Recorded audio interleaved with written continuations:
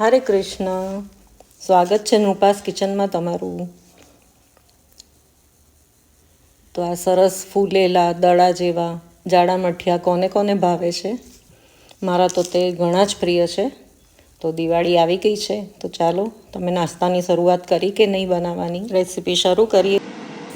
સૌથી પહેલાં ગેસ પર એક પેનમાં 1 કપ પાણી ઉમેર્યું છે. તેમાં 3 ટેબલ સ્પૂન ખાંડ ઉમેરી અને આ મિક્સરને આપણે ગરમ કરી લઈશું.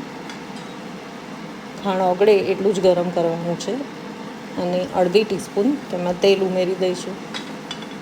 હવે આ મિક્સર ઠંડુ પડે ત્યાં સુધી આપણે એક તાસકમાં મેં 2 કપ ઝીણો મઠનો લોટ લીધો છે, તેને ચાળી લઈશું.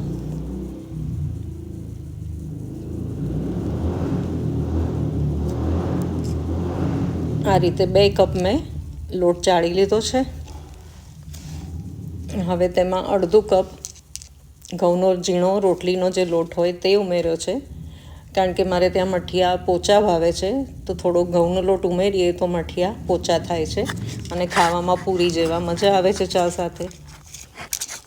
હવે મસાલામાં 2 ટીસ્પૂન કાશ્મીરી લાલ મરચું ઉમેર્યું છે, 1 ટીસ્પૂન હળદર ઉમેરી છે અને 1 ટીસ્પૂન હિંગ ઉમેરી છે અને મુઠ્ઠી ભરતા સફેદ તલ ઉમેર્યા છે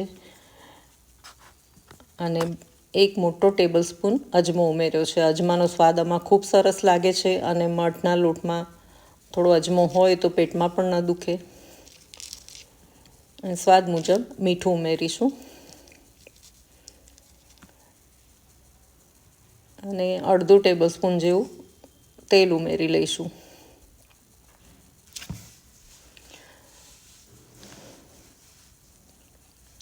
આપણે જે મિક્સર તૈયાર કર્યું ને એ મિક્સરથી લોટ બાંધીશું. આપણે ઠંડુ પડે એટલે એનાથી લોટ બાંધીશું. આ રીતે મિક્સર તૈયાર કરવાનું કારણ કે લોટ બાંધ્યા પછી મઠનો લોટ થોડો ચીકણો હોય છે, તો વણવામાં તકલીફ ન પડે. ઇઝીલી પૂરીની જેમ વણાઈને આપણા મઠિયા તૈયાર થઈ જશે.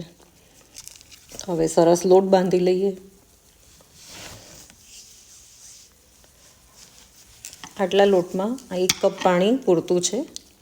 તમને એવું લાગે કે ઓછું છે તો નોર્મલ થોડું પાણી ઉમેરી શકો છો. હું સ્કૂલમાં ભણતી ત્યારે અમારા એક નેબર હતા, હંસા માસી, જે પટેલ હતા. અમે તેમને ત્યાં જઈએ ત્યારે એટલા વાલથી આ જાડા મઠિયાને ચા ખવડાવે. મને ત્યારથી આ મઠિયા ઘણા જ પ્રિય થઈ ગયા છે અને ઘણા ભાવે છે. તો મારે ત્યાં અવારનવાર પણ આ મઠિયા નાસ્તામાં બનતા હોય છે અને દિવાળીમાં તો ખાસ બને છે. પતલા મઠિયા કરતાં પણ આ જાડા મઠિયા તમે બનાવશો ને મજા આવી જશે પૂરીની જેમ ખાવાની. ને ચા સાથે તો એટલા મસ્ત લાગે છે, ટ્રાવેલમાં પણ તમે લઈ જાઓ, મજા પડી જશે. અને આ મઠિયા લગભગ 10થી 15 દિવસ સુધી રહે છે, કંઈ જ થતું નથી. તો એની શેલ્ફ લાઈફ પણ લાંબી છે. તો નાસ્તામાં આને જરૂરથી ઇન્ક્લુડ કરીને બનાવો.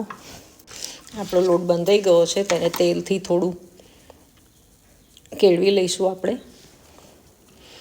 હવે એક લુઓ લઈ અને મોટો સરસ પ્રમાણમાં, બહુ જાડોય નહીં પતલોય નહીં, તેવો રોટલો વણી લઈશું આપણે. જો કેવો સરસ વણી રહ્યો છે. સહેજ પણ ઓરસિયા પર કે આંદળી પર ચોંટતો નથી. બાકી તમે એમને બાંધો ને તો વણવામાં ઘણું અઘરું પડે છે અને ચીટક થાય છે. આ જો સરસ પૂરીની જેમ જ આપણો લોટ એકદમ સરસ રીતે રોટલો વણાઈ રહ્યો છે. હવે આ મારી પાસે કૂકી કટર હતું, તેનાથી મેં મઠિયા કાપી લીધા છે. તમારી પાસે કંઈ બી ધારદાર વાડકી કે નાનો ગ્લાસ હોય તેનાથી પણ આ મઠિયાને આ રીતે કાપી લેવાનો. તો એકસાથે આપણા ઘણા બધા મઠિયા તૈયાર થઈ જશે.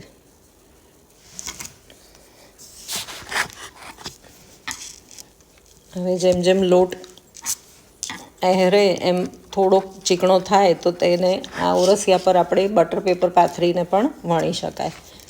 તો જો આ રીતે બટર પેપર પાથરીને પણ વણશો ને તો બહુ સરસ ઇઝીલી આપણા મઠિયા બનીને તૈયાર થઈ જશે. વધારે પ્રમાણમાં પણ બનાવવાના તો હોય નહીં તો પણ આ રીતે ઇઝીલી ફટાફટ બનીને તૈયાર થઈ જાય છે મઠિયા.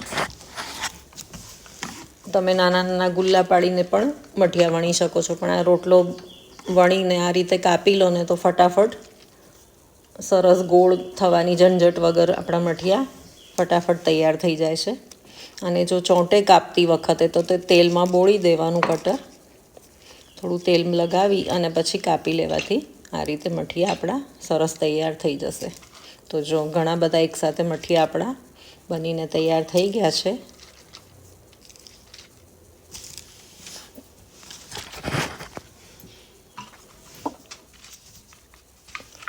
જો કોઈ વચ્ચે વચ્ચે જાડું રહી ગયું હોય તો એક વેલણ મારીને આ રીતે પતલું કરી લેવાનું. ચલો જલ્દી મારી ચેનલ સબસ્ક્રાઈબ કરી લો અને લાઈક કરવાનું ભૂલતા નહીં. હવે મેં એક પેનમાં પૂરતું તેલ ઉમેર્યું છે અને મીડિયમ ટુ હાઈ ફ્લેમ પર આપણે આ બધા મઠિયા તળી લઈશું. જો સરસ દડા જેવા ફૂલીને તૈયાર થયા છે. અને ન ફૂલે તો પણ ચિંતા નહીં, આ મઠિયા સરસ જ લાગશે ખાવામાં.